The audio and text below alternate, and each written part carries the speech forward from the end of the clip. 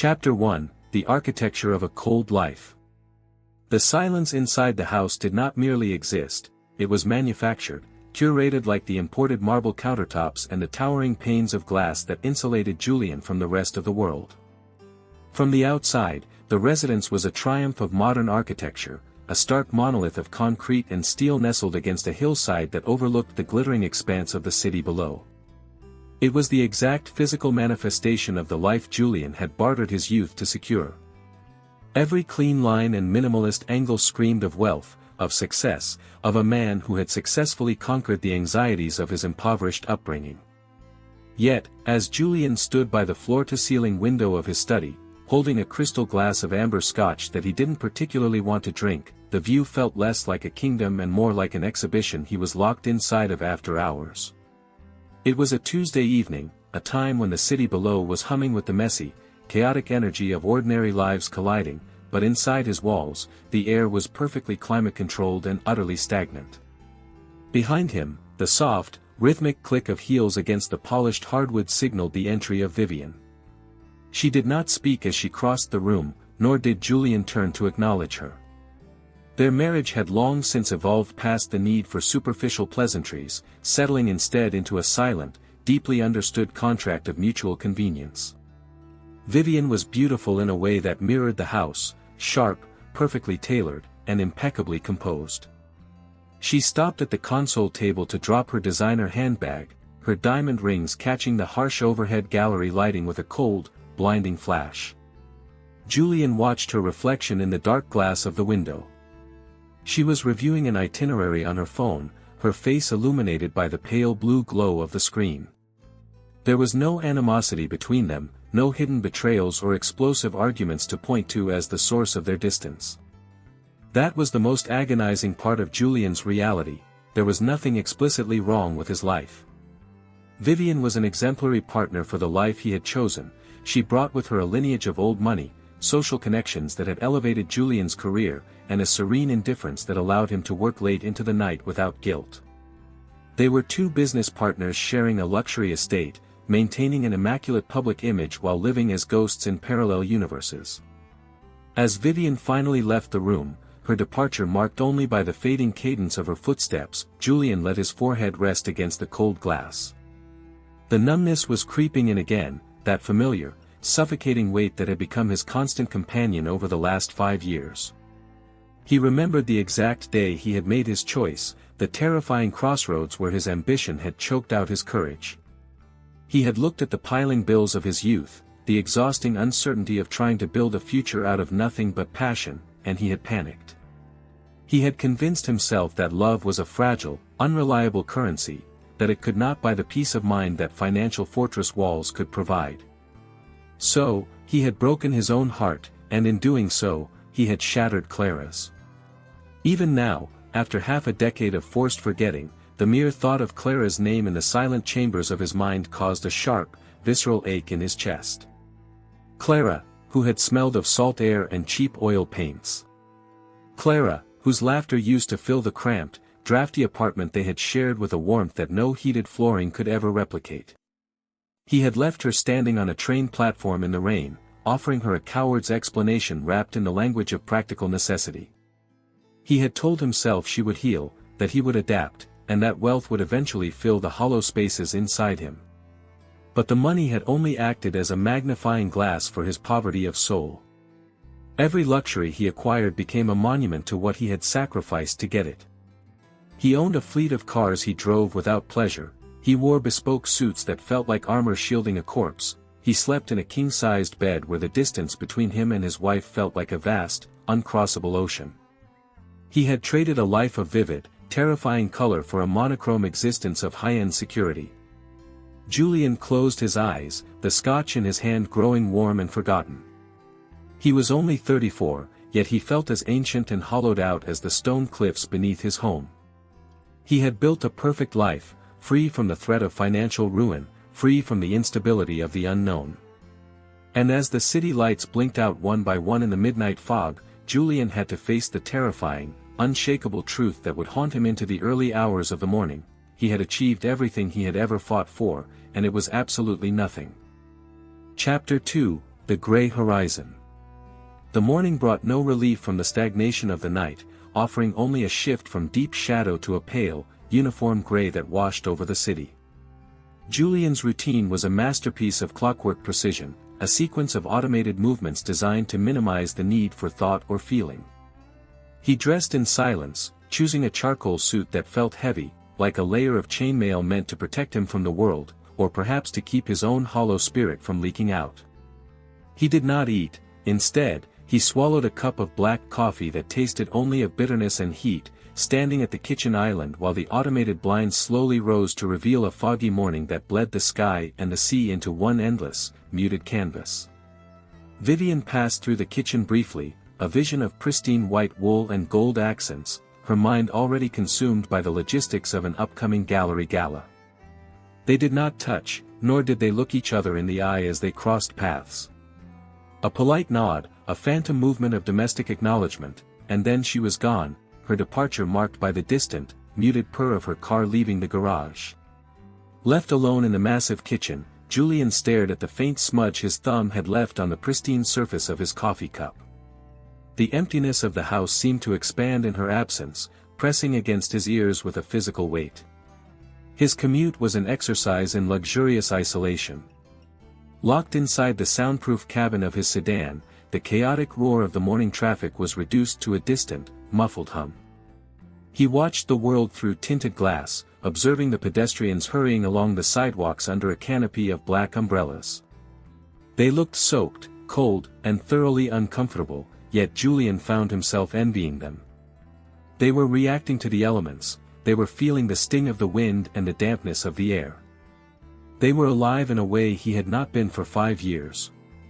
He was perfectly warm, perfectly dry, and utterly numb, floating through the city like a ghost trapped in a moving glass casket. The office offered no sanctuary.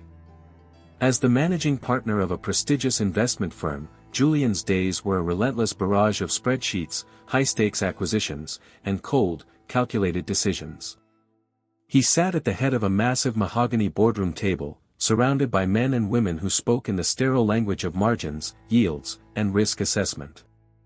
For hours, Julian nodded in all the right places, signed his name to documents that transferred millions of dollars across borders, and maintained the impenetrable facade of a man in complete control. But internally, he was entirely detached. The numbers on the screens looked like abstract shapes, the passionate arguments of his colleagues sounded like white noise. He kept looking out the boardroom window, watching the rain intensify, transforming the city streets below into slick, reflective mirrors. The gray light of the afternoon seemed to seep through the glass, casting long, melancholic shadows across the expensive artwork lining the office walls. He found his mind drifting, backward through time, resisting the iron grip he usually kept on his memories. On rainy days like this, the defenses he had spent years building always began to erode. He remembered a different kind of rain.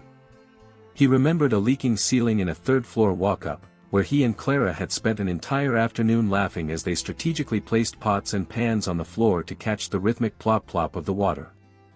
They hadn't been able to afford heating that winter, so they had wrapped themselves in a patchwork quilt Clara had found at a thrift store, drinking cheap tea from mismatched mugs and talking about the future as if it were a canvas waiting for their brushstrokes.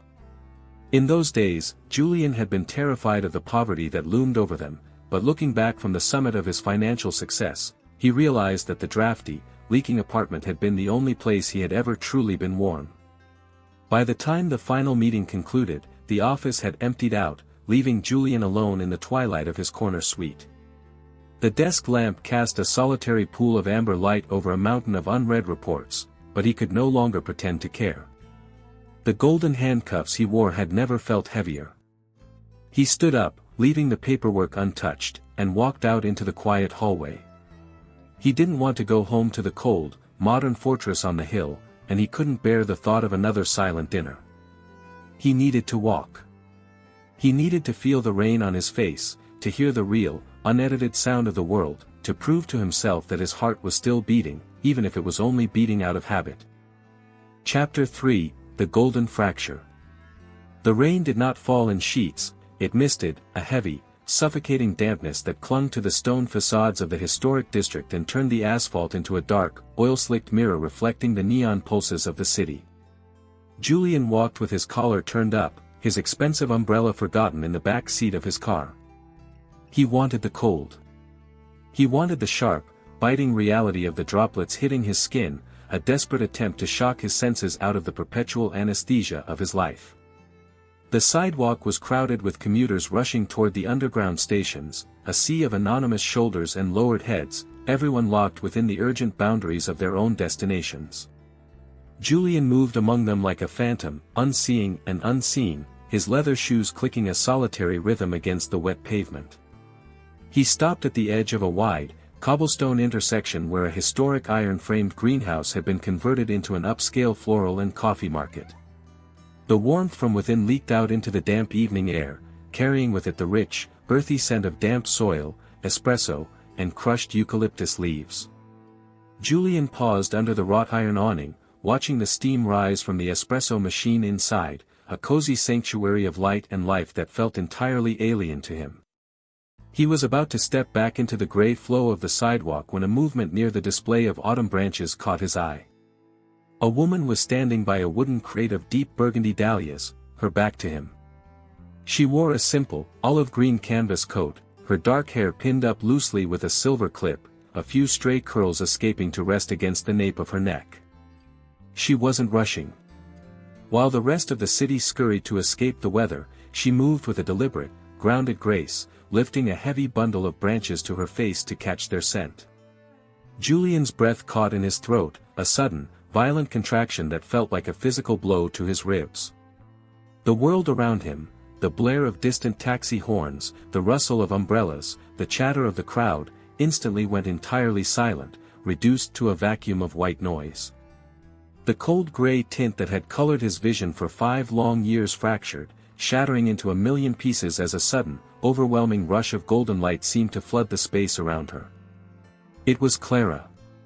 His heart, which had done nothing but pump blood out of biological necessity for half a decade, hammered against his chest with a terrifying, erratic force. He could not move. His feet felt rooted to the wet cobblestones, his hands freezing at his sides as he watched her turn around to hand a token to the florist. Time dilated, expanding each second into an eternity. There was the familiar slant of her jaw, the gentle curve of her mouth that used to smile against his shoulder in the dark, and her eyes, vibrant, alert, and filled with a quiet, fierce life that he had completely surrendered in himself. As if sensing the weight of a gaze entirely fixed upon her, Clara paused. She adjusted the bundle of branches in her arms and slowly looked up, her eyes sweeping across the crowded intersection until they locked directly onto Julian. The shock that registered on her face was a quiet, profound thing. She did not drop her flowers, nor did she gasp, but Julian saw the subtle, telling tension that gripped her shoulders. The ease with which she carried herself vanished, replaced by a sudden, rigid stillness. For a long, agonizing moment, they simply stared at one another across the threshold of the brightly lit market, 2 ghosts from a shared past suddenly forced into the solid reality of the present. Julian felt a profound wave of shame wash over him, a burning awareness of the armor he wore, his tailored coat, his expensive shoes, the visible markers of the wealth he had traded her for. He looked like the success story he had set out to become, but as she looked at him, he felt entirely naked, his poverty of spirit laid bare before the only person who had ever known his true heart. He wanted to turn and run, to hide his hollow life from her light, but the magnetic pull of her presence was absolute. Slowly, deliberately, Clara broke the paralysis. She didn't turn away. Instead, she took a step forward, out from under the shelter of the awning, and began to walk toward him through the misting rain, her eyes never leaving his. Julian stepped off the curb to meet her, the space between them closing like the final pages of a tragic book that had suddenly demanded a rewrite. Chapter 4, The Unspoken Weight. They stood a mere arm's length apart, the misting rain settling like a veil of silver dust over Clara's dark hair and the fine wool of Julian's coat. The space between them felt highly charged, heavy with the accumulated weight of 5 years of silence, unmailed letters, and rehearsed explanations that had never found their voice. The chaotic rush of the city continued to swirl around them, commuters brushing past their shoulders, car tires hissing against the wet asphalt, but they remained perfectly still, two fixed points in a world that refused to stop spinning.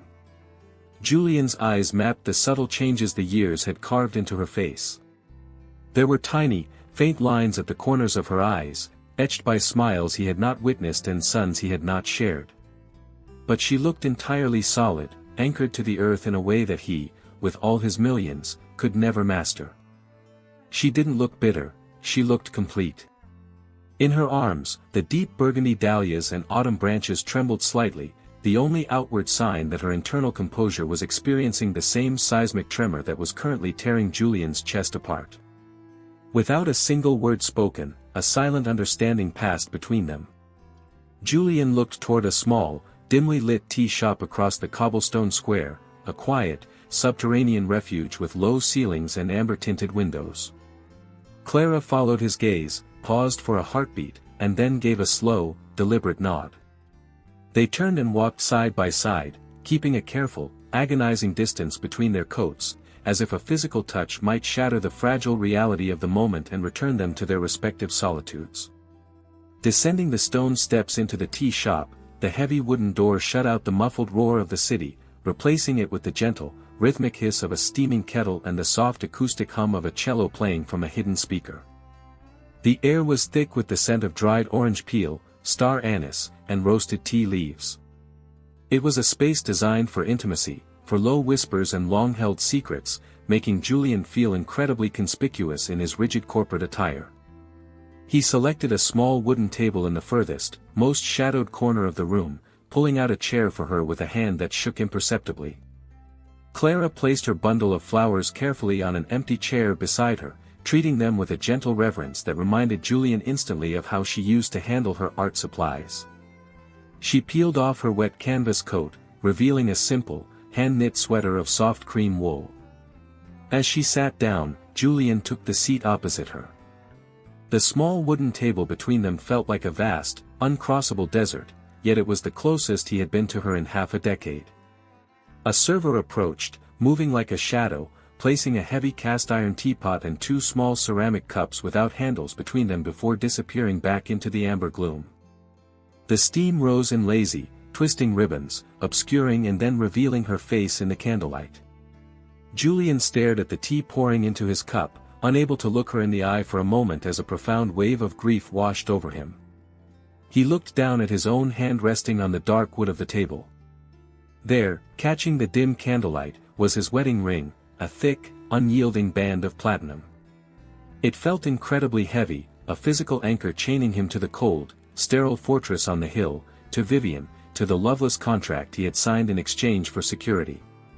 He saw Clara's eyes drop to his hand, her gaze lingering on the glint of metal for a fraction of a second before she looked away, her expression softening into a look of profound, quiet sadness.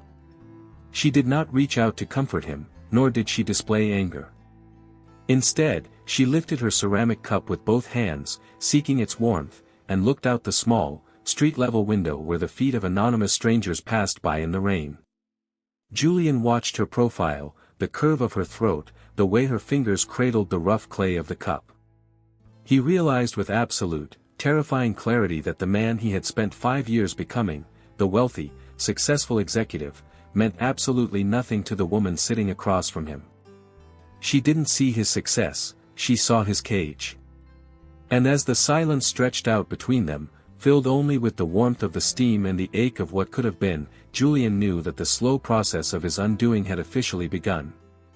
Chapter 5, The Geography of Separation. The cast-iron teapot between them slowly grew cold, its dark surface sweating tiny beads of condensation onto the scarred wood of the table. For a long time, neither of them moved. The tea shop around them lived and breathed in its own quiet rhythm, the soft clatter of porcelain from the counter, the low murmur of other patrons blurred into an indistinct hum, but at their corner table, the air remained entirely still. Julian watched the candle flame stretch and dance in a faint draft, its amber light casting long, unstable shadows across Clara's face. She did not offer him a rehearsed smile or try to mask the profound weight of the encounter. Instead, She opened a small leather-bound sketchbook she had pulled from her pocket, her fingers turning the thick, cream-colored pages until she reached a blank one. She didn't draw, she merely let her palm rest against the paper, a habit Julian recognized from a lifetime ago. It was her way of grounding herself when her mind was moving too fast. He looked at her fingers, unadorned by jewelry, lightly stained at the cuticles with a faint trace of ultramarine paint. She was still creating. She was still pouring her soul into tangible things, surviving the world by painting her way through it. Julian felt a bitter lump rise in his throat as he looked down at his own hands, smooth and perfectly manicured, the hands of a man who moved money but created absolutely nothing. He pulled a heavy leather wallet from his breast pocket to pay for the tea, and as he opened it, a crisp embossed business card slid out onto the table. The bold, sharp typography displayed his name alongside his title, Senior Managing Partner. It looked incredibly small, fragile, and utterly meaningless lying there between them. It was a trophy from a war that had cost him everything worth keeping. Clara looked down at the card, her gaze lingering on the text for a few silent seconds, before she raised her eyes to meet his. In that look, Julian read a universe of understanding. There was no judgment in her eyes, no vindictive satisfaction at the quiet misery radiating from his tailored suit. There was only an immense, aching pity. She looked at him the way one looks at a beautifully preserved specimen behind a glass case, admirable in its construction, but entirely devoid of breath.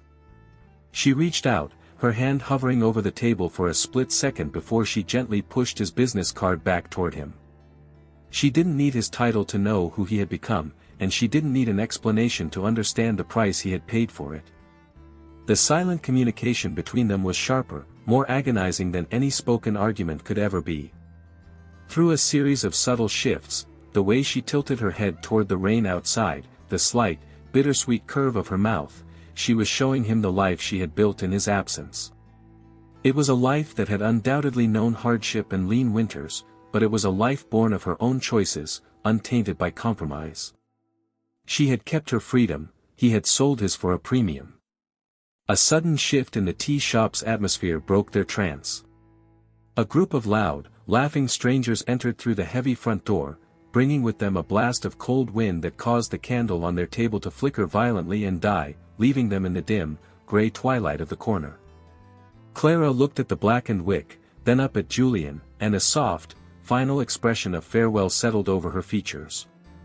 She closed her sketchbook with a quiet thud, pulled her canvas coat back over her shoulders, and lifted the bundle of autumn branches into her arms. She stood up slowly, her movements deliberate. Julian rose with her, his chair scraping against the floor with a harsh, jarring sound that felt like a violation of the silence they had shared. He wanted to reach out, to catch the sleeve of her coat, to beg her with his eyes to stay just a moment longer, but the heavy platinum band on his left hand seemed to physically restrain him. He was a married man, tied to a life of legal and financial obligations, and he had no right to ask for a single second more of her time. Clara paused for one final heartbeat, looking deep into his eyes as if committing the memory of his face to paper one last time. Then, she turned and walked away. Julian stood frozen as she ascended the stone steps, her figure silhouetted against the bright, rain-slicked street outside before she vanished entirely into the evening crowd. The tea shop felt instantly cavernous, freezing, and completely devoid of air. Julian sank back into his chair, his eyes fixed on the empty space across from him, knowing with absolute certainty that he could never return to the life he had left that morning. Chapter 6: The Gilded Re-Entry. The drive back to the hillside estate was an exercise in sensory deprivation. Julian sat behind the wheel of his luxury sedan, his movements entirely mechanical as he navigated the winding, tree-lined roads that climbed away from the city center. The rain had slowed to a persistent, heavy drizzle that smeared the windshield, reflecting the crimson brake lights of the cars ahead like bleeding ink. Inside the cabin, the climate control maintained a flawless, undisturbed temperature, yet Julian's hands were ice-cold against the stitched leather of the steering wheel. He did not turn on the radio, he did not call his assistant to check on the evening's market closures. The silence inside the vehicle was deafening, filled entirely with the phantom image of Clara standing at the top of the stone stairs, vanishing into the grey mist. As the massive wrought iron security gates of his property groaned open, Julian felt a profound sense of claustrophobia wash over him. The house loomed ahead, a brilliant geometric grid of warm yellow light cutting through the foggy dark, looking less like a home and more like a beautifully lit fortress designed to keep reality out. He parked the car in the pristine, multi-car garage, where the reflective epoxy floor showed not a single speck of dirt. When he turned off the engine, the sudden absence of the car's subtle vibration left him stranded in a vacuum of his own making. He sat in the darkness for several long minutes, staring at the dashboard, trying to summon the strength to put on the mask required of him inside those walls. Stepping through the heavy pivot door of the main entrance, the scent of expensive white lilies and cedarwood met him, a scent curated by an interior design firm to evoke a sense of serene luxury. It only made him feel sick. He walked across the polished marble foyer, his footsteps echoing sharply off the high ceilings, emphasizing just how vast and empty the structure truly was. Vivian was in the main living pavilion, seated on a low-profile linen sofa that faced an outdoor infinity pool. The water's edge seemed to blend seamlessly into the distant, sparkling grid of the city lights below.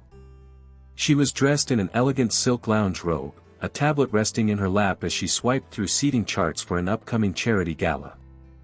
A fire crackled silently behind a glass partition in the wall, producing heat but no smoke, no smell, and no real warmth. Julian stopped at the edge of the room. He watched her for a moment, waiting for a spark of connection, a sudden burst of marital intuition that might prompt her to look up and see that the man standing before her had been entirely unraveled. But she did not lift her eyes. She reached out with a manicured hand to take a sip from a crystal goblet of sparkling water, her focus entirely consumed by the digital display. There was no malice in her indifference, it was simply the boundary they had established over years of prioritizing appearance over substance. They had built a life where everything was visual, everything was an exhibition, and nothing was felt. Julian moved toward the wet bar in the corner of the room, his movements slow and heavy. He poured himself a glass of water, the ice cubes clinking against the crystal with a sharp, jarring clarity that seemed to vibrate through his teeth. As he turned back around, Vivian finally glanced up, her expression pleasant, composed, and entirely superficial.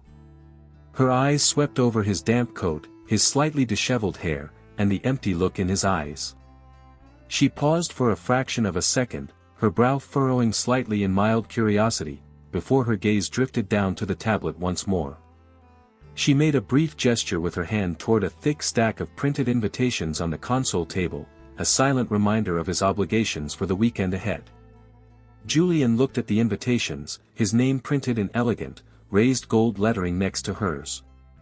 The typography looked exactly like the branding on his business card, exactly like the architecture of his house, rigid, expensive, and entirely dead. He looked past the invitations, out through the massive glass walls toward the city below, wondering which of those millions of distant lights belonged to the small, drafty studio where Clara was currently setting down her bundle of autumn branches. He felt a sudden, terrifying urge to smash the crystal glass against the marble floor, to scream into the sterile air just to see if the glass walls would shatter or if they would simply absorb the sound. Instead, he placed the glass down with a quiet, controlled click, turned away from his wife, and walked down the long, dimly lit corridor toward his private study.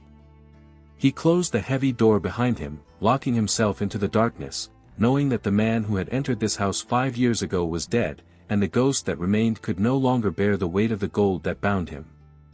Chapter 7, The Slow Dissolve. The days that followed the encounter did not pass so much as they bled into one another, a blur of gray mornings and artificial light that made the passage of time feel entirely unanchored. Julian sat at his heavy mahogany desk on the top floor of the investment firm, his eyes fixed on a glowing monitor that displayed a complex tapestry of fluctuating market trends and asset allocations.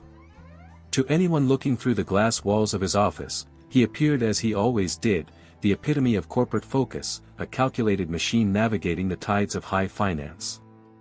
But beneath the surface, the machinery had completely broken down. The columns of numbers before him were nothing but meaningless characters, abstract shapes floating on a screen. His mind was entirely elsewhere, trapped in a subterranean tea shop, watching a candle flame die out in a draught. He found himself losing hours to the silence of his own mind. He would pick up a fountain pen to sign a contract worth millions, only to freeze with the gold nib hovering a millimeter above the parchment, his hand paralyzed by the sudden, overwhelming memory of Clara's paint-stained fingers. The sterile efficiency that had built his empire was dissolving, replaced by an acute, agonizing awareness of his own isolation. When his colleagues presented reports or discussed strategies during board meetings, their voices sounded distant, muffled as if he were listening to them from underwater. He nodded out of habit, gestured out of muscle memory, but he was a man completely hollowed out, a shell performing the choreography of success. The nights at the hillside estate became even more intolerable. The luxury that had once served as a comforting shield against his childhood anxieties now felt like a physical weight pressing down on his chest. Every evening followed the exact same script: the silent dinners, the soft click of Vivian's heels, the cold blue glow of screens illuminating their separate corners of the massive living pavilion. They were like two museum curators tasked with maintaining an exhibit that no one visited anymore.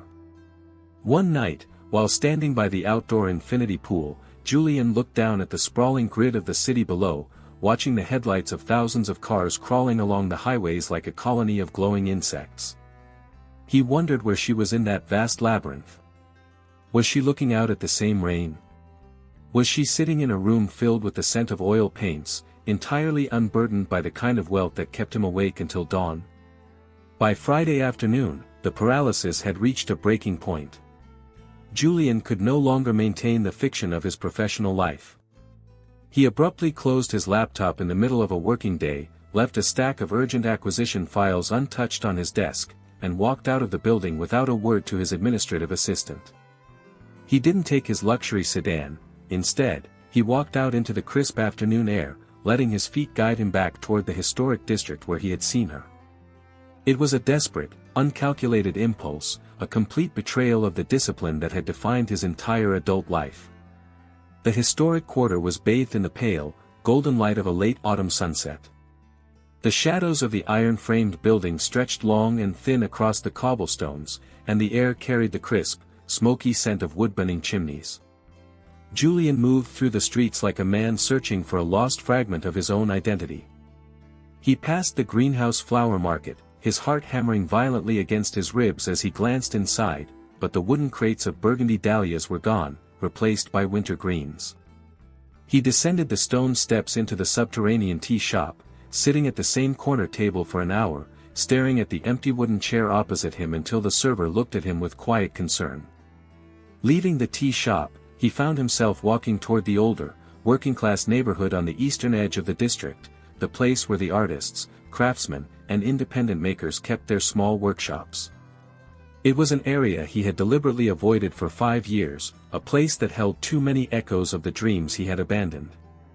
As he walked down a quiet alley lined with brick facades and large industrial windows, he stopped dead in his tracks. A few yards ahead, tucked beneath a rusted fire escape, was a small storefront with a faded wooden sign.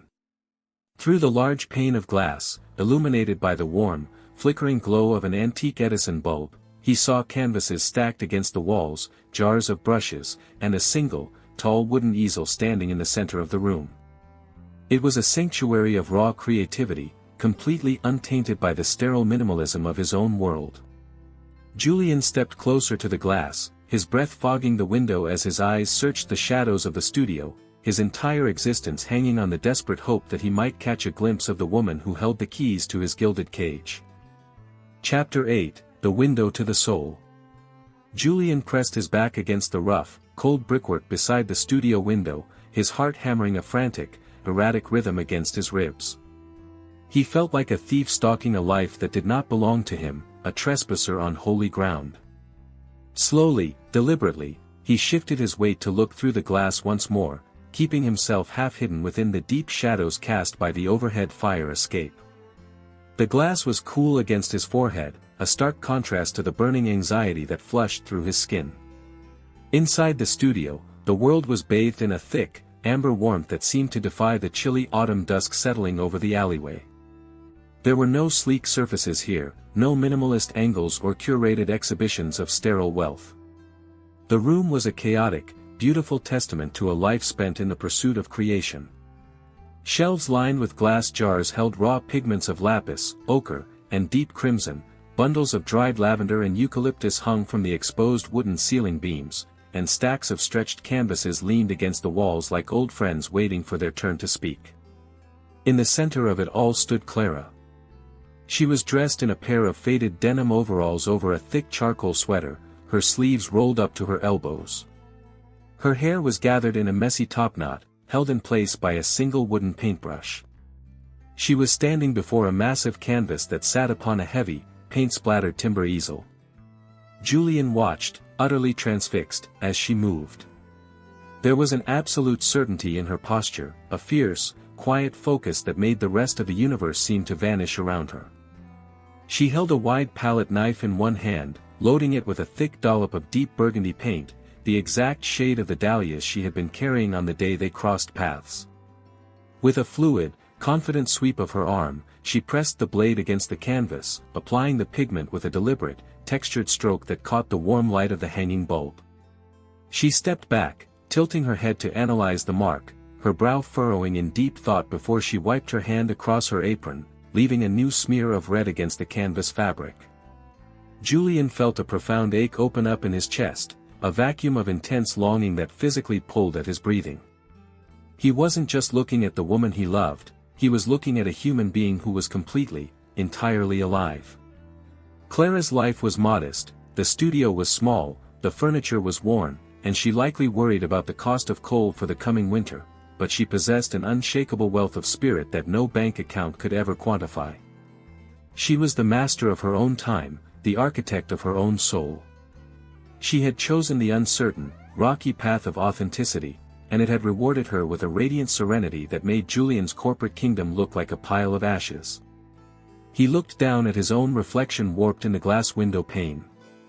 He was a silhouette of expensive fabric, a sharp, tailored figure of a successful man. But he looked completely translucent, a shadow cast by the bright reality of the room inside. He realized then that his 5 years of financial striving had been a massive, tragic misunderstanding. He had built an armored vault to keep himself safe from poverty, only to lock himself inside where the air was running out. A sudden movement inside the studio made him freeze. Clara set down her palette knife and walked over to a small, vintage cast-iron stove in the corner. She lifted a tin kettle, pouring steaming water into a simple ceramic mug, the white vapor rising around her face like a soft halo. As she waited for the tea to steep, she walked slowly toward the front window, her eyes drifting toward the quiet alleyway outside. Panic seized Julian. He shrank back into the deep recess of the brick wall, pulling his charcoal coat tightly around himself, his breath catching in his throat. He watched her profile through the glass as she stood just inches away, looking out into the gathering dark. She didn't see him, but her expression softened into a quiet, melancholic look of contemplation, her fingers tracing the rim of her mug just as she had done in the tea shop. She was remembering. He knew, with a fierce, intuitive certainty, that she was thinking of him, mourning the man he used to be. After a long moment, she turned back to her canvas, leaving Julian alone in the freezing dark of the alley, his soul completely laid bare, his heart burning with a dangerous, revolutionary resolve. Chapter 9, The Ledger of Regret. The moon rose high and cold over the hillside estate, casting long, skeletal shadows of the surrounding pine trees across the modern concrete facade of the house. Inside his private study, Julian sat in complete darkness, the electronic blinds left wide open to allow the sterile silver light to flood the room. On his sleek minimalist desk sat a single laptop, its screen glowing with an unforgiving white light that illuminated the deep lines of exhaustion etched into his face. For hours, he had been opening files he hadn't touched in years, not corporate acquisitions or stock portfolios, but personal financial records, legal assets, and the intricately woven web of prenuptial agreements that bound his existence to Vivian's empire. He moved his fingers across the trackpad with a slow, deliberate finality. Columns of numbers scrolled past his eyes: real estate holdings, investment accounts, corporate shares, and joint trusts. 5 years ago, these figures had been his religion, the digital fortress walls he had erected to safeguard his future against the terrifying ghost of his childhood poverty. He had celebrated every digit added to the balance sheet as a victory. Now, looking at them through the lens of a rain-slicked alleyway and a warm, paint-stained studio window, the numbers read like a ledger of his own failures. They were the exact price tag of his soul.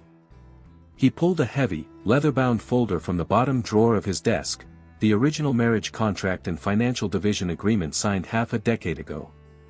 He flipped through the crisp, heavy parchment pages, his eyes skipping past the dense legal jargon to settle on the severe, elegant signatures at the bottom, Julian Vance and Vivian Sterling.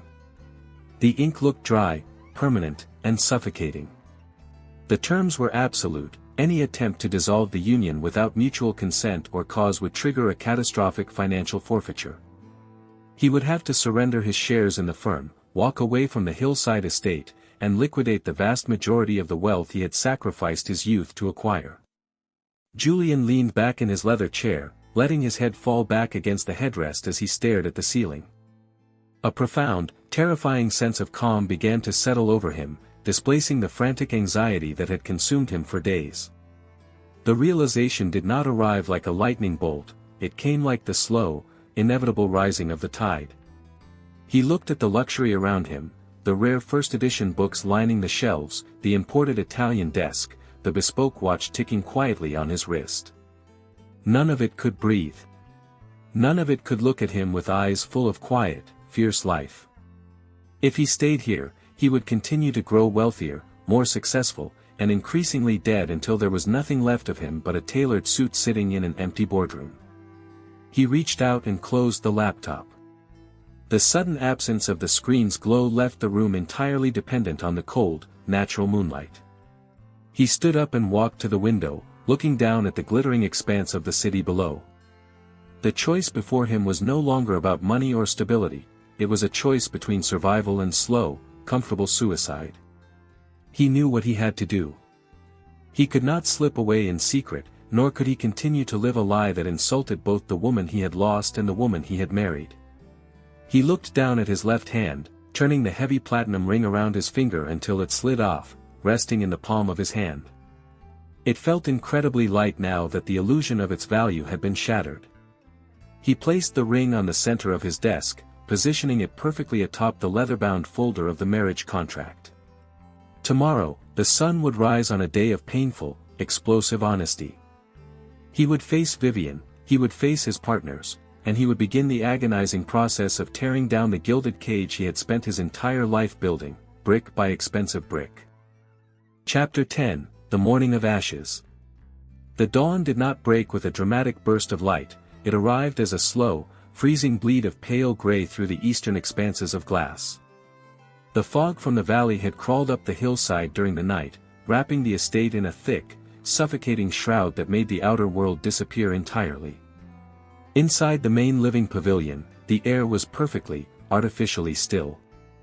Julian sat at the long concrete dining table, a single unread newspaper laid out before him like a prop. He had not slept. His face was pale, his eyes shadowed by a profound fatigue, but his posture was devoid of the tension that had paralyzed him for years. The heavy platinum ring remained where he had left it the night before, resting on the leather folder in his study, leaving his left hand feeling strangely light, almost exposed. The quiet of the house was broken by the rhythmic, familiar cadence of Vivian's approach. She entered the pavilion dressed for the day, a vision of pristine camel hair and dark silk, her gold bracelets clinking like tiny, expensive chains as she adjusted her watch. She stopped at the marble espresso bar, her movements fluid and automated, completely tuned to the luxury of her routine. She picked up her porcelain cup and turned to face the room, her eyes scanning the space until they settled on Julian. She did not freeze, but her movements slowed. With the sharp, analytical intuition that had made her family a dynasty, she registered the change in the room instantly. Her gaze drifted to his bare left hand resting on the concrete table, then rose to meet his eyes. Julian did not look away. He met her stare with a quiet, devastating honesty, letting his defenses drop entirely. There was no anger in his expression, no rehearsed bitterness, only a vast, transparent sadness that spoke louder than any accusation. Slowly, deliberately, Julian reached into his breast pocket and drew out the leather-bound folder from his study, placing it on the center of the table. He slid it across the smooth concrete until it rested just inches from her espresso cup. Vivian stared down at the leather file. For a long, agonizing moment, the only sound in the massive pavilion was the distant, faint hum of the pool's filtration system. She did not rush to open it.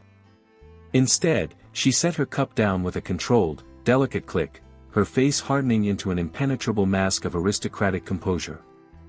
She stepped forward, her fingers brushing the leather before she flipped it open, revealing the original marriage contract and the newly drafted separation terms Julian had spent the early hours of the morning preparing. Julian watched her eyes move down the page.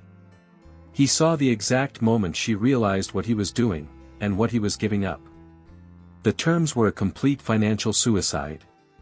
He was not asking for a division of assets, he was walking away from everything. He was surrendering his shares in the Sterling investment funds, forfeiting his equity in the Hillside estate, and liquidating his corporate titles. He was dismantling his entire life and leaving the wealth at her feet. A subtle, telltale flush rose along Vivian's throat, the only outward sign that the cold armor of her upbringing had been pierced. She looked up from the papers, her eyes drilling into his with an intense, questioning fury. She searched his face for a sign of madness, for a hidden motive, for a leverage point she could counter. But she found nothing but an absolute, unshakable emptiness. He was a man who had already stepped out of the cage, the gold left behind was merely the skin he had shed to do it. Realizing that no corporate threat or social consequence could hold a man who no longer valued his wealth, Vivian's anger slowly crystallized into a cold, detached disdain. She closed the folder with a sharp snap that echoed like a gunshot through the high-ceilinged room. She walked to the console table, pulled an elegant gold fountain pen from her bag, and returned to the table. Without a single word, her movements sharp and clinical, she flipped to the signature page and signed her name with a dramatic, sweeping flourish that tore slightly into the paper. She set the pen down, looked at Julian one last time, not as a husband, but as a failed investment, and turned on her heel. Her departure was swift, the heavy pivot of the front door closing behind her with a dull, final thud that vibrated through the floorboards. Julian sat alone in the rising light, the signed contract sitting before him in the quiet. The fortress on the hill was no longer his millions were gone, and by tonight, his name would be stripped from the building downtown. He let out a long, slow breath, his chest expanding fully for the first time in 5 years. He was completely ruined, entirely penniless, and absolutely free. Chapter 11, The Inventory of Freedom. The packing of his life took less than an hour. In the vast, cedar-lined walk-in closet that had once held rows of bespoke charcoal suits, handmade leather shoes, and silk ties categorized by shade, Julian stood with a single, worn canvas duffel bag, a relic from his university days that had been buried beneath a mountain of luxury luggage. He did not look at the designer labels or the expensive cashmeres. He reached past them, selecting only a few simple items, 2 plain wool sweaters, a pair of rugged denim trousers, a heavy winter coat, and a handful of personal notebooks. The rest of the wardrobe, worth more than a modest family's annual income, remained hanging on its illuminated racks, looking like a row of empty skins waiting for a man who no longer existed. He walked through the silent rooms of the estate one last time, his duffel bag slung over his shoulder. The weight of the canvas against his back felt grounding, a sharp contrast to the suffocating lightness that had defined his years in this house. He passed the main pavilion, leaving the signed separation folder on the concrete table, and walked out into the garage.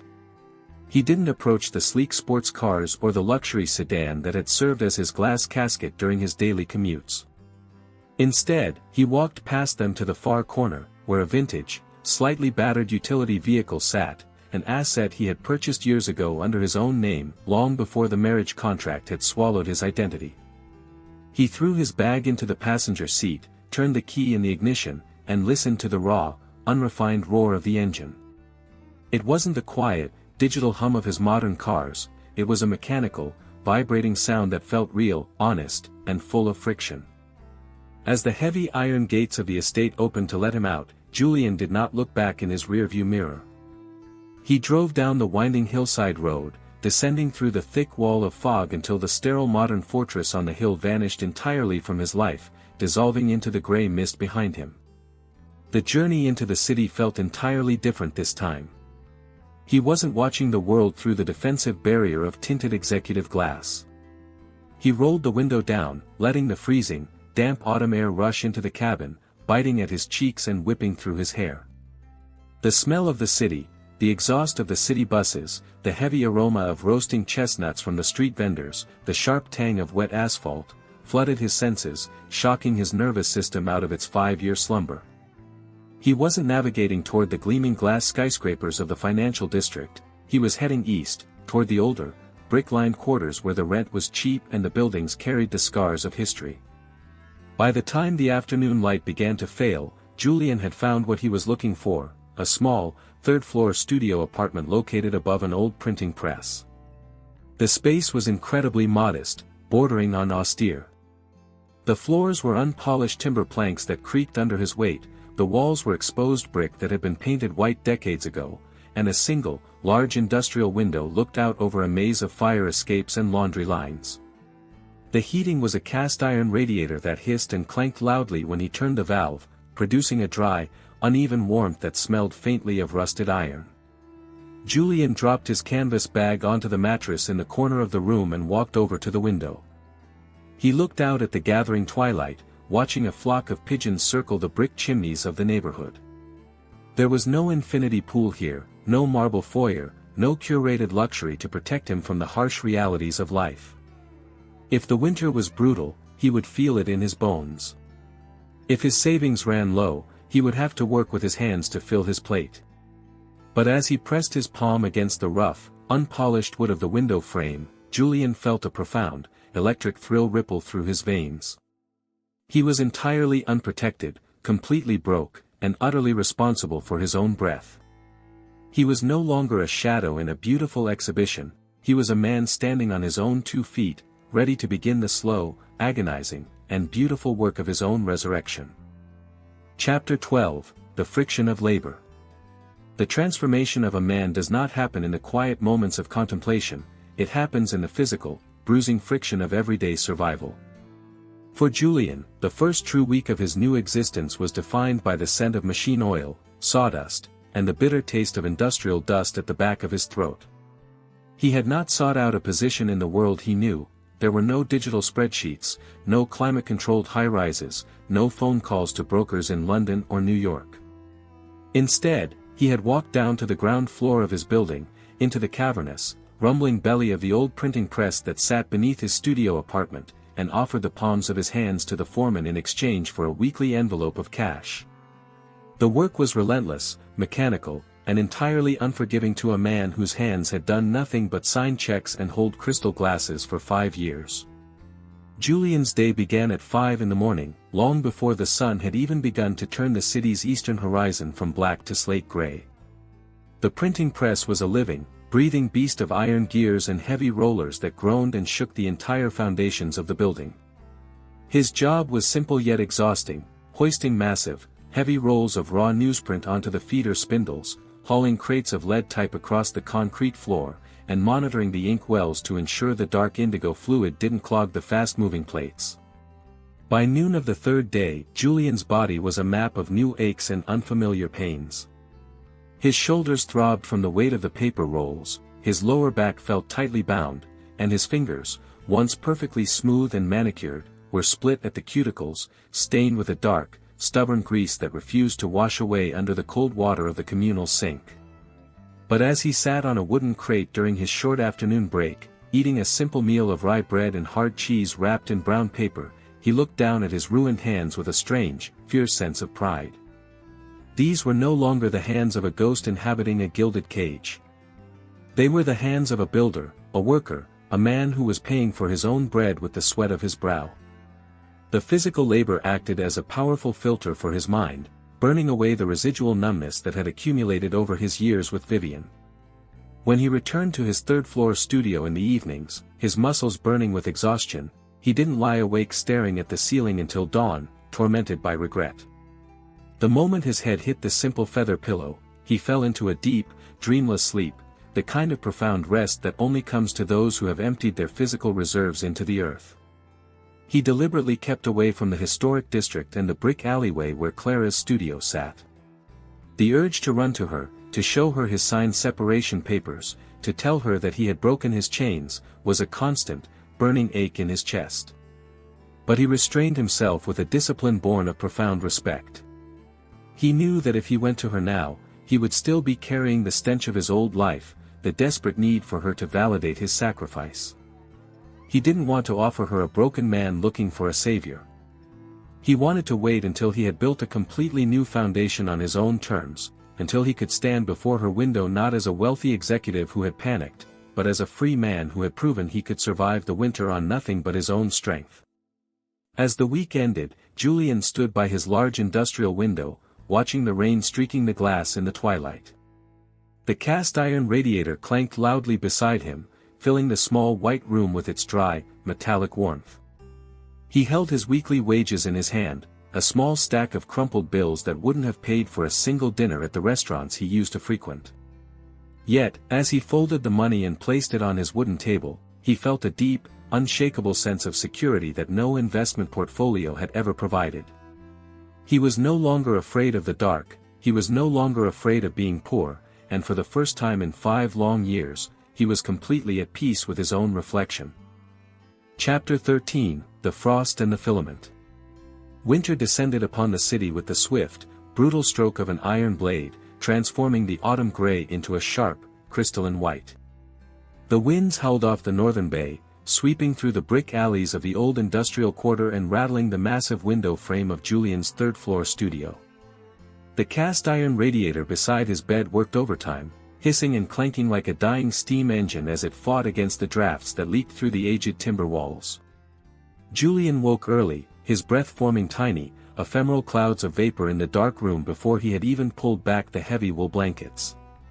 The physical reality of his new life became significantly harder as the temperature plummeted. In the printing press below, the concrete floor felt like a sheet of solid ice beneath his boots, and the thick indigo ink grew sluggish and stubborn in the wells, requiring him to constantly stir the freezing fluids with heavy wooden paddles. His hands, already calloused from weeks of hauling crates, became deeply chapped, the skin split and raw from the exposure to cold water and industrial solvent. Yet, despite the physical discomfort, Julian found an odd, quiet solace in the severity of the season. The cold was honest. It didn't pretend to be anything other than what it was, demanding a resilience that kept him utterly rooted in the present moment.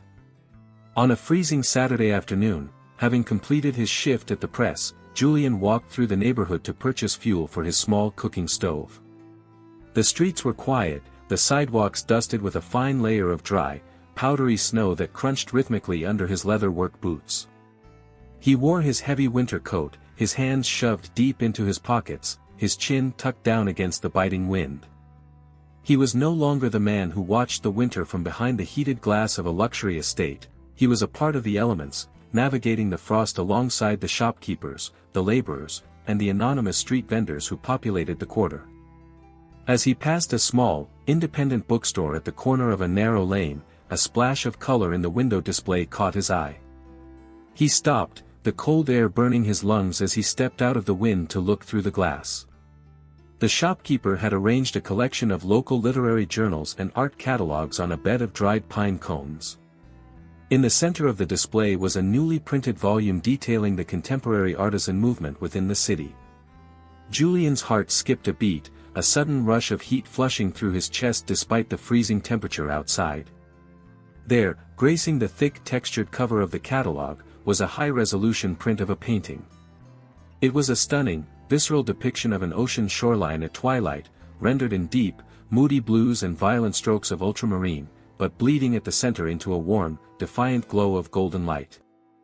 In the lower corner, written in a delicate, familiar hand, was the signature, Clara. He pressed his hand against the glass window, his fingers tracing the contours of the printed artwork. The imagery was so intensely alive, so filled with the raw emotion and uncompromised vision he had witnessed in her studio, that it felt like a message sent directly through the ether. She was succeeding. She was carving her name into the cultural fabric of the city entirely on her own terms, without the aid of wealthy patrons or corporate sponsorships. As he stared at the golden light at the center of her painted storm, Julian felt a profound wave of relief and admiration wash over him. She hadn't been crushed by the past, she had used the pain to illuminate her canvas. He dug into his pocket, pulling out the small envelope of cash he had earned that morning. The book was a luxury he couldn't easily afford within his strict new budget, it represented several days' worth of coal and groceries. But there was no hesitation in his movements. He stepped inside the warm, dust-scented shop, placed his crumpled bills on the wooden counter, and walked out minutes later carrying the volume tucked securely beneath his coat, pressed tightly against his chest.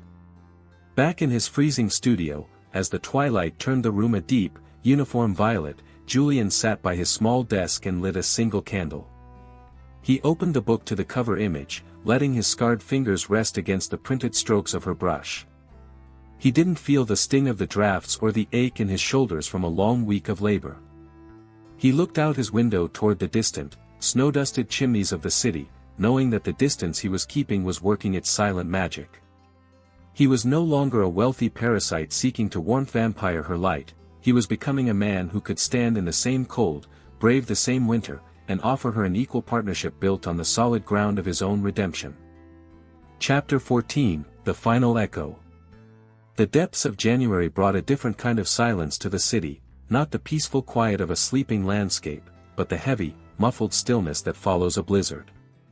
The printing press in the basement had paused operations for 48 hours while the delivery trucks waited for the main thoroughfares to be cleared of snow. For Julian, this sudden halt in his rigorous routine felt like an unexpected suspension of time. He sat at the small wooden table in his third-floor studio, wrapped in a heavy wool blanket, watching the rhythmic swirl of snowflakes outside his industrial window.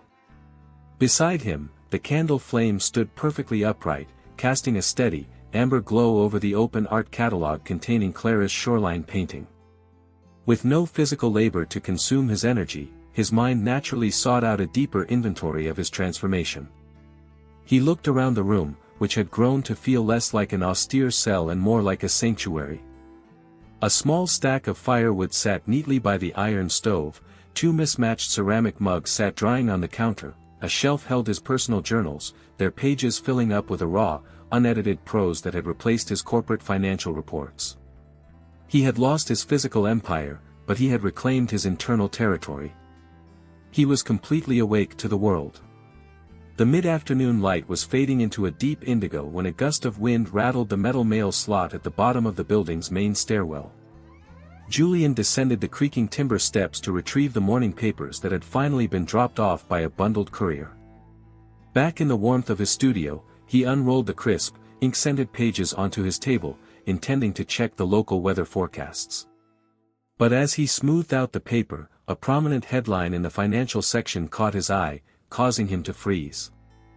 The article detailed the sweeping restructuring of his former investment firm. There, printed in sharp, clinical ink, was a large photograph of the boardroom where he had spent 5 years of his life. Standing at the center of the image, flanked by lawyers and executives, was Vivian. She looked exactly as she always did, immaculate, regal, and completely unshakable, her tailored winter coat and diamond rings catching the harsh flash of the cameras. The text beneath explained that following the abrupt, total departure of Julian Vance, the Sterling estate had consolidated its control over the firm's assets, completely erasing his name from the corporate registry. Julian stared at the photograph for a long time, his fingers resting on the edge of the newsprint. He waited for a phantom pang of regret, a sudden twist of jealousy, or even a lingering trace of the anxiety that used to paralyze him at the thought of losing his status. But he felt absolutely nothing. The image looked like an artifact from an ancient civilization he had never visited. The boardroom, the spreadsheets, the high-end luxury campaign of his married life, it was all a beautifully constructed illusion, a stage play he had finally walked away from. He felt an immense wave of gratitude for Vivian's cold efficiency, she had taken the gold he left at her feet and used it to fortify her own kingdom, leaving him entirely unburdened by her future. Slowly, deliberately, Julian folded the newspaper, walked over to the cast-iron stove, and lifted the heavy iron lid. He tossed the financial section directly into the glowing amber coals inside. He watched the white paper curl, blacken, and then ignite into a bright, fierce flame that illuminated the dark corners of his studio with a sudden burst of heat. The ink that had once defined his worth dissolved into ash, rising up the chimney into the freezing winter sky. He walked back to the window, looking out over the snow-covered rooftops toward the eastern quarter of the city. The final echo of his old life had been silenced. He was no longer a man caught between two worlds, mourning his choices in the shadows of a luxury estate. The past was completely incinerated, the debt was fully paid, and he was nothing but a clean slate waiting for the return of the sun. As he pressed his forehead against the cool glass, he felt a deep, unshakable intuition that the winter was finally beginning to turn, and the time for hiding in the shadows was drawing to a permanent end. Chapter 15, The Thaw and the Token. The transition did not arrive with a dramatic clearing of the sky, but with a subtle, rhythmic softening of the world. By the middle of February, the biting northern winds had lost their razor edge, replaced by a damp, heavy air that smelled faintly of distant earth and open water. The massive snowdrifts that had choked the alleys of the industrial quarter began to recede, weeping slow, steady streams of water that trickled down the brick facades and pooled along the cobblestones. In the printing press below, the concrete floor no longer radiated the freezing bite of winter, and the dark indigo ink flowed smoothly over the rollers, releasing its sharp, organic scent into a room that was finally beginning to breathe again.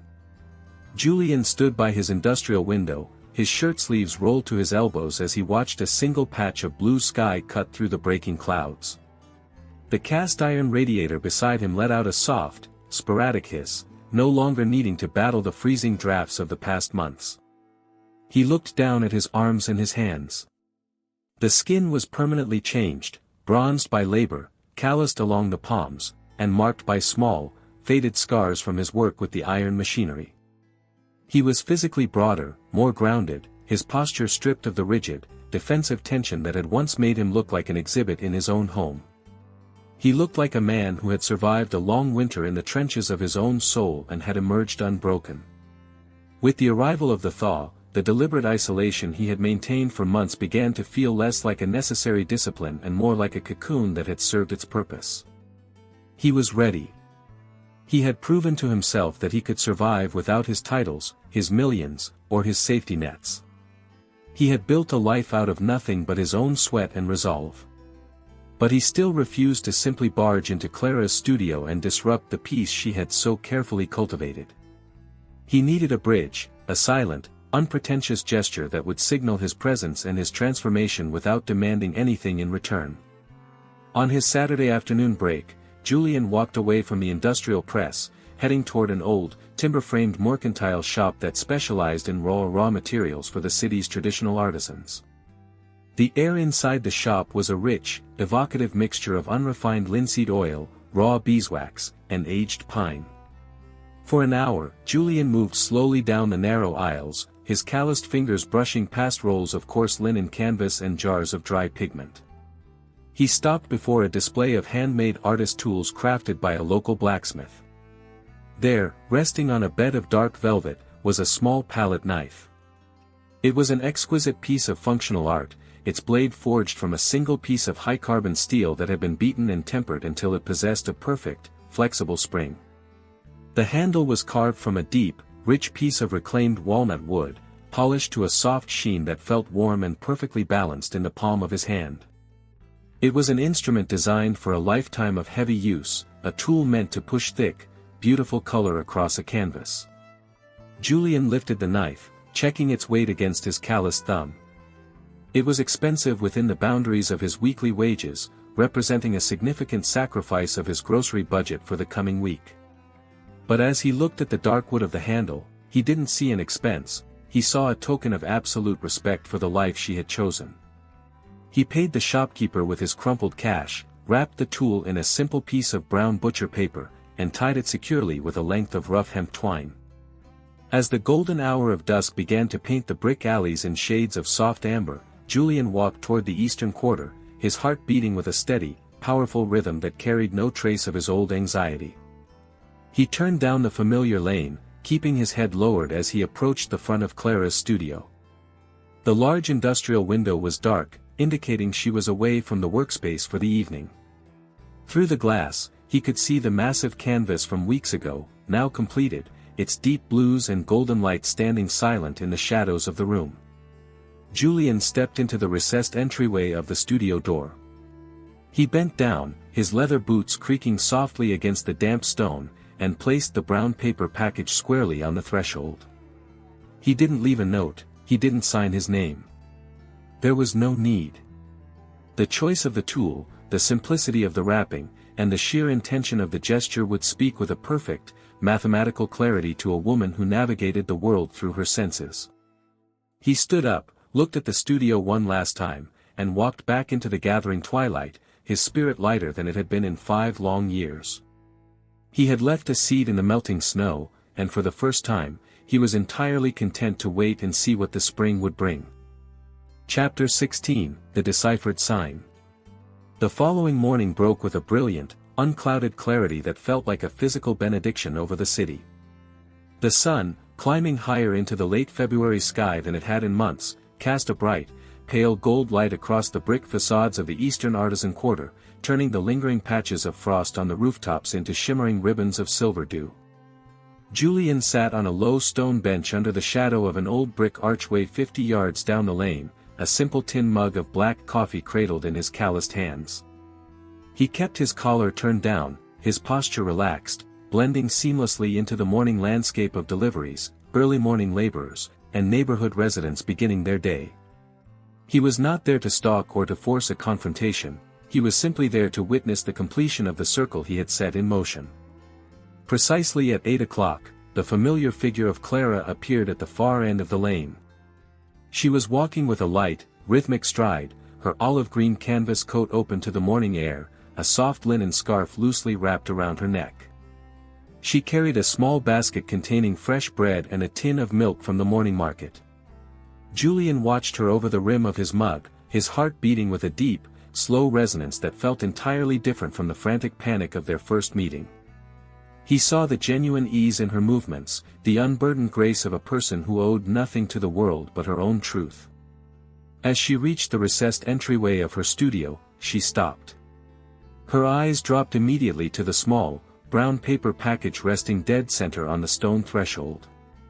Julian watched her body language shift instantly, the relaxed ease vanished, replaced by a sudden, intense curiosity. She set her market basket down on the cobblestones, bent over with a slow, deliberate movement, and lifted the package into her hands. She did not rush inside. Standing there in the bright morning sunshine, her back pressed against the dark wood of her studio door, her fingers traced the rough hemp twine that secured the butcher paper. She didn't use a knife to cut the knot, instead, she patiently worked the twine loose with her paint-stained fingers, her movements careful and filled with a quiet reverence. As the brown paper fell away, revealing the hand-forged steel and polished walnut handle of the blacksmith's palette knife, the sunlight caught the blade with a brilliant, blinding flash. The reaction on her face was a profound, silent drama. She did not look around the alleyway in panic, nor did she drop the tool. She lifted the knife to her face, her thumb gently brushing across the flexible spring of the carbon steel, testing its weight and balance just as Julian had done the day before.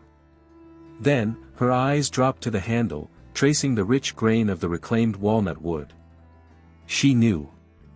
Julian saw the exact moment of recognition hit her, not because his name was written on the metal, but because the tool itself was a perfect, mathematical articulation of a shared history. It was a silent statement of absolute understanding, a declaration that he finally saw the true value of her world, and that he had sacrificed his own comfort to buy a piece of it. Clara closed her eyes for a long, agonizing moment, holding the palette knife tightly against her chest, her shoulders rising and falling with a deep, emotional breath. When she opened her eyes again, she didn't look down the street for a hiding corporate executive in a tailored coat. Instead, a soft, incredibly beautiful smile transformed her features, a smile filled with a mixture of relief, profound sadness, and a sudden, bright dawn of hope. She gathered her basket, unlocked the heavy timber door, and stepped inside her studio, carrying the handmade knife as if it were the most precious relic in the world. Julian sat on his stone bench for a long time after the door had closed, watching the sun rise higher over the brick chimneys. His coffee had grown ice cold, but he didn't care. The final barrier had been breached. He had sent his signal through the dark, and she had read it with perfect clarity. He stood up, slinging his old jacket over his shoulder, and began the long walk back toward the printing press in the industrial quarter. His hands were ruined, his pockets were empty, and his old life was nothing but ash, but as he stepped into the golden morning light, Julian knew that the winter was officially over, and the long, patient road back to her heart was finally open before him. Chapter 17, The Emergence of Green. The arrival of April completely remade the landscape of the city, dissolving the final, stubborn crests of black ice that had lingered in the deepest shadows of the brick alleys. The air was no longer a weight to be endured, it became a soft, moving presence that carried the distinct, electric scent of rain-soaked earth and blooming chestnut trees from the nearby parks.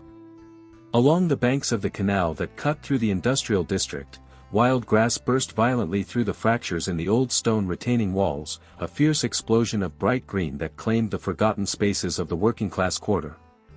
Julian's third-floor studio had been transformed by the light. The large industrial window was now propped open with a block of cedar wood, allowing the warm, morning breeze to flood the room and sweep away the dry, metallic odor that the cast-iron radiator had left behind.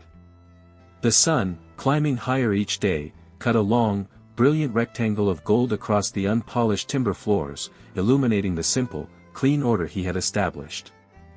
On his wooden table, beside a ceramic vase holding a few wild branches he had gathered by the railway line, sat his savings box, a modest wooden container that now held a comfortable reserve of cash earned from his months at the printing press. He was no longer just surviving the winter, he had taken root. His physical labor at the press had settled into a rhythmic, deeply satisfying craft.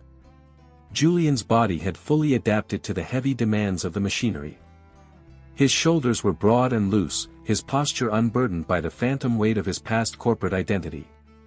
When he hoisted the heavy rolls of raw newsprint or adjusted the massive iron plates, he did so with a fluid, effortless efficiency that earned him the quiet respect of the foreman and the other laborers. His hands remained heavily calloused, the dark grease of the ink forever etched into the fine lines around his knuckles, but they were strong, reliable, and completely his own. He was a man who knew exactly what his life cost, down to the penny, and he paid that price gladly every morning at dawn. On a brilliant Sunday afternoon, when the entire city seemed to have poured out into the streets to celebrate the first true warmth of the season, Julian took his journal and walked down toward the central square of the artisan quarter. The neighborhood was alive with a vibrant, uncurated energy. Independent makers had set up wooden tables along the cobblestones, displaying handmade pottery, woven textiles, and leather goods that caught the bright sunlight. Musicians played acoustic melodies on the corners, their music blending with the low, pleasant murmur of the passing crowds. Julian moved through the throng like a true resident of the quarter, greeting the local bakers and shopkeepers with a simple, grounded nod. He stopped near a low stone wall that overlooked a small community garden where children were helping patch together wooden planter boxes. As he watched them work, his eyes drifted toward the far side of the square, where a new gallery exhibition was being installed inside an old converted warehouse. A large canvas banner hung above the arched entrance, its fabric snapping softly in the spring breeze.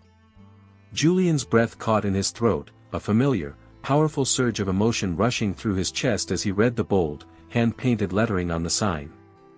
It announced a solo exhibition of recent landscapes, and at the bottom, printed in that elegant, unyielding script, was her name. Julian stepped closer, his heart beating with a deep, deliberate resonance. Through the wide, open double doors of the warehouse gallery, he could see the interior was flooded with soft, natural light from the overhead skylights. Assistants were busy hanging large, vibrant canvases that displayed the full evolution of her vision, paintings filled with massive, turbulent oceans that ultimately surrendered to a profound, blinding core of golden light. And there, Standing on a low wooden stepladder near the main wall, was Clara. She was adjusting the placement of a large frame, her sleeves rolled up, her hair held back by the same wooden paintbrush she had worn in her studio. In her right hand, catching the bright afternoon light with a brilliant, silver flash, was the handmade carbon steel palette knife Julian had left on her doorstep. She was using it to make a tiny, real-time adjustment to the thick texture of a painting's edge, handling the tool with an ease and familiarity that proved it had become an indispensable part of her creative life. Julian stood just outside the threshold of the gallery, his boots anchored to the sun-warmed cobblestones. He didn't try to hide in the shadows this time. He stood fully in the light, his simple wool shirt and work trousers marking him clearly as a man of the neighborhood. He watched her work for a long, quiet moment, absorbing the radiant certainty of her presence. He knew that the foundation was finally solid. He was no longer a wealthy refugee looking for a place to hide his guilt, he was a free man who had built his own sanctuary from the ground up. As Clara climbed down from the ladder and turned toward the open doors to greet the afternoon air, Julian remained exactly where he was, his face lifted to the sun, ready for the moment when their separate paths would finally collapse into a single, shared horizon. Chapter 18, The Meeting of the Currents. The distance between the threshold of the warehouse gallery and the center of the exhibition hall was less than 30 paces, yet to Julian, it felt like the final, epic stretch of a 5-year journey across an unmappable wasteland. The bright afternoon sun cut through the open timber doors behind him, throwing his long, broad shadow far across the polished concrete floor toward the large canvas she had just adjusted. The warehouse was filled with the industrious sounds of preparation, the soft, rhythmic thud of a carpenter's hammer at the far end of the room, the rustle of protective plastic sheeting, and the faint, chemical aroma of fresh varnish drying under the massive skylights. But in the immediate perimeter around her main exhibition wall, the air grew incredibly thick and perfectly silent. Clara stepped down from the wooden ladder, her hand automatically slipping the polished walnut handle of the palette knife into the side pocket of her canvas overalls. She wiped a stray smudge of charcoal from her temple with the back of her wrist, her movements natural and unhurried. As she turned her body completely around to step away from the wall, her gaze followed the long shadow stretching across the floor. Her eyes moved slowly up from the scuffed leather of his heavy work boots, past the rugged denim of his trousers and his simple wool shirt, until they finally locked onto his face. She did not gasp, and she did not freeze. Instead, a profound, transformative stillness settled over her entire body. The market basket she had been leaning over remained untouched on the small wooden crate beside her, the world around them instantly losing its noise. For 5 long years, she had known Julian as a man trapped within a fortress of defensive luxury, sharp, pristine, but entirely insulated from the friction of reality. Now, standing directly in the brilliant, unyielding light of the afternoon sun, the man before her was completely unrecognizable, yet entirely himself. Her eyes mapped the profound changes the months of manual labor had carved into his frame. She saw the new breadth in his shoulders, the easy, grounded stance of a man who no longer needed a corporate title to hold himself upright. She saw the sun-darkened skin of his face, the fine lines of exhaustion and resilience around his eyes, and, most of all, she saw his hands. They were hanging loosely at his sides, bare, calloused and stained at the knuckles with the deep, stubborn indigo ink of the printing press. The platinum band that had once flash-frozen the air between them in the tea shop was entirely gone, replaced by the honest, raw scars of a life earned through physical effort. A wave of intense, silent emotion broke across Clara's features, like the sudden cracking of ice over a deep winter river. Her gaze moved from his bare hand to his eyes, searching for the phantom executive who had abandoned his soul for security. She found nothing but an absolute, transparent clarity. Julian stood before her entirely exposed, stripped of his millions, his property, and his status, offering her nothing but the simple truth of the human being he had become. He did not step forward to claim her, nor did he make a gesture to apologize. He simply stood his ground, letting her see the entire architecture of his ruin and his subsequent resurrection in a single, quiet look. Slowly, almost imperceptibly, Clara reached her hand into the pocket of her overalls. Her fingers closed around the walnut handle of the palette knife, pulling it out into the open space between them. The carbon steel blade caught a stray beam of light from the skylight, sending a warm, golden reflection dancing across the white brick wall behind her. She looked down at the tool, then back up at him, her eyes shining with a sudden, beautiful film of unshed tears. She didn't need to ask where he had been or how he had survived the winter. The calluses on his hands, the ink beneath his nails, and the handmade knife in her palm told the entire story with a perfect, devastating eloquence. With a slow, deliberate movement, Clara took 2 steps forward, closing a portion of the vast space that had separated their lives for half a decade. She stopped just a few feet away, her breathing deep and uneven as she looked up into his face. She lifted the palette knife, her hand shaking slightly, and placed it gently on the small wooden table that held her exhibition catalogs, leaving the handle pointing directly toward him. It was a silent invitation, a statement that the bridge he had built had held its weight. Julian felt a profound, electric warmth rush through his veins, the last residual traces of his old life dissolving entirely into the sunlit air. They stood together in the center of her creation, 2 survivors who had braved the frost in separate quarters, waiting in perfect, absolute silence for the first word that would begin the rest of their lives. Chapter 19, The Shared Longitude. The sun dipped below the irregular horizon of the western rooftops, casting the sprawling expanse of the artisan quarter into a long, magnificent twilight of amber and violet.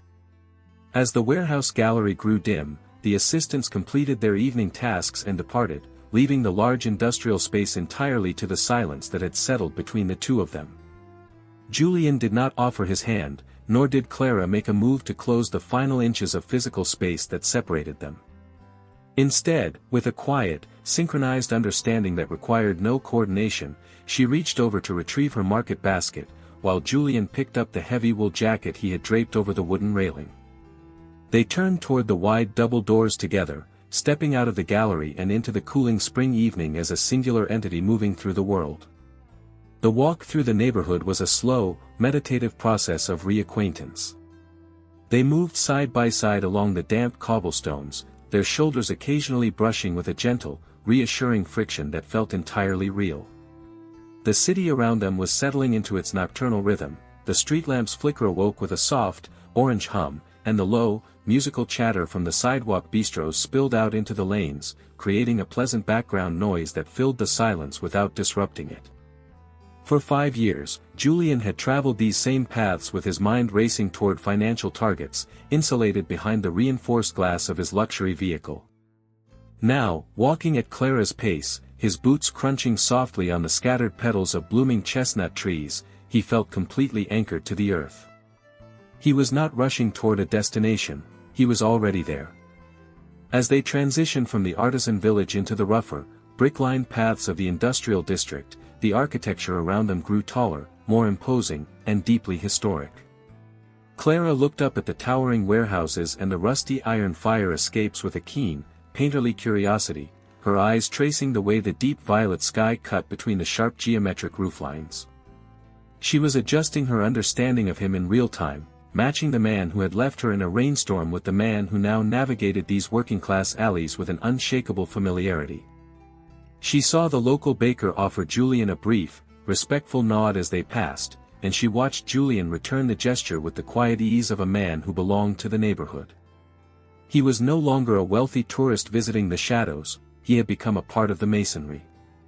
They reached the faded brick facade of the old printing press just as the last remnants of twilight vanished, leaving the alleyway dependent on the pale, silver glow of a rising crescent moon. Julian stepped forward, his heavy iron keys clinking softly in the quiet as he unlocked the heavy timber entrance door. He held it open for her, his calloused hand resting against the worn wood, allowing her to precede him into the dim, scent-rich interior of the building. Clara paused for a moment in the lower foyer, inhaling the deep, intoxicating mixture of machine oil, raw newsprint, and the dark indigo ink that had defined Julian's life for months. She looked at the massive iron rollers of the press visible through the workshop windows, her fingers lightly brushing against a stack of freshly printed sheets. It was the exact environment that had reshaped him, the crucible that had burned away his gold to reveal the iron underneath. They ascended the creaking timber steps to the third floor, their footsteps creating a rhythmic, escalating cadence that echoed through the empty stairwell. Julian pushed open the door to his studio apartment, stepping aside to let the pale moonlight flood the room from the open industrial window. The space was completely dark, save for the silver light that painted a perfect rectangle across the unpolished timber floorboards. The air inside was crisp, moving with the soft spring breeze, carrying the scent of the wild branches Julian had left in the ceramic vase on his table. Clara walked slowly into the center of the room, setting her market basket down on the floor. She did not look for luxury, nor did she seem surprised by the absolute simplicity of the space. She walked over to the wooden desk, her fingers tracing the edge of his personal journals, then moved to the window, leaning her palms against the rough wood of the frame to look out over the maze of fire escapes and distant chimneys. Julian closed the door softly behind him, remaining near the threshold. He watched her profile silhouette against the moonlit sky, his chest rising and falling with a deep, profound sense of peace. There were no explanations left to give, no ledger entries to balance, and no marriage contracts to dissolve. They were two survivors who had stripped away every illusion to find the same coordinate on the map. As the cast-iron radiator beside the bed let out a final, quiet hiss, Julian stepped forward into the silver light, ready to stand beside her in the quiet room, completely prepared for the arrival of the morning. Chapter 20, The First Dawn. The final remnants of night dissolved not into the gray mist of winter, but into a brilliant, unclouded horizontal wash of amber and pale rose that spilled across the eastern horizon. The sun climbed steadily behind the ancient brick chimneys of the industrial district, its first direct rays cutting like golden blades through the large industrial window of Julian's studio. The silver rectangles of moonlight that had painted the floorboards overnight vanished, replaced by a deep, living warmth that illuminated the entire room. Julian woke to the rhythmic, familiar clank of the cast-iron radiator beneath the window sill, but for the first time in 5 long years, the sound did not bring a tightening of his chest or the phantom pressure of an empty schedule. He rose quietly, stepping across the cool timber planks with a light, grounded grace. In the center of the room, Clara was already awake, standing by the open window with her canvas coat slung over her shoulders against the early morning chill. She did not turn around when he approached, but her posture softened, her shoulders dropping in a silent acknowledgement of his presence as he came to stand beside her. Together, they leaned against the rough wooden frame, watching the city awaken below them. The street sweepers were beginning their rounds along the cobblestones, the distant whistle of a cargo ship echoed from the bay, and a flock of pigeons took flight from a neighboring roof, their wings catching the bright morning light like scattering shards of silver. The silence between them was no longer the heavy, defensive vacuum of their separate winters, it had become a spacious, living element that felt entirely natural, a clean canvas waiting for the first brushstrokes of a shared existence. Julian looked down at his calloused hands resting on the window sill, then at Clara's fingers, which were permanently stained at the cuticles with the rich indigo and cadmium yellow of her paints. The contrast was beautiful, the hands of a mechanical laborer and the hands of a creator, both marked by the raw friction of honest work, both entirely free from the pristine, deadening luxury that had once threatened to consume them. Without a single word, Clara turned away from the window and reached for her market basket, while Julian gathered his heavy jacket and the heavy iron keys to his vintage utility vehicle. They descended the creaking timber steps of the printing press building together, their movements synchronized by months of individual discipline. Outside, the morning air was crisp and incredibly sweet, carrying the unmistakable scent of moist earth, blooming lilacs, and fresh bread from the bakery at the corner. Julian unlocked the rear doors of the battered utility vehicle, the raw mechanical click of the latch echoing sharply through the quiet alleyway. The work that followed occupied the remainder of the morning, a rhythmic and deeply satisfying choreography of mutual support. They drove through the waking streets toward Clara's studio, where they spent hours carefully loading the last of her large, unframed canvases into the back of the truck. Julian handled the timber stretchers with an effortless, fluid strength born of his months hauling newsprint, his movements protective of her creations. Clara watched him work, her eyes tracking the easy confidence in his stride, a quiet smile playing at the corners of her lips as she handed him a jar of brushes and the hand-forged palette knife he had left on her threshold. By noon, the truck was parked outside the arched double doors of the warehouse gallery, where the exhibition banner was snapping softly in a warm spring breeze. Working side by side in absolute silence, they carried the large landscapes into the sun-flooded hall, positioning them beneath the massive overhead skylights.